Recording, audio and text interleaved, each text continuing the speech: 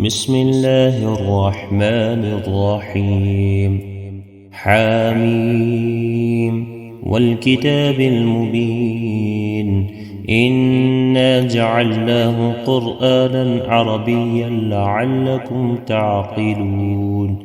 وإنه في أم الكتاب لدينا لعلي حكيم. أفنضرب عنكم الذكر صفحا أن كنتم قوما مسرفين وكم أرسلنا من نبي في الأولين وما يأتيهم من نبي إلا كانوا به يستهزئون فأهلكنا أشد منهم بطشا ومضى مثل الأولين ولئن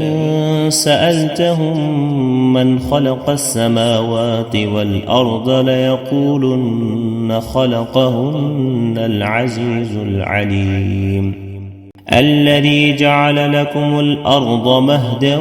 وجعل لكم فيها سبلا لعلكم تهتدون والذي نزل من السماء ماء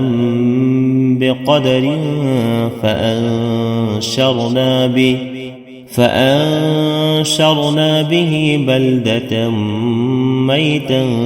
كذلك تخرجون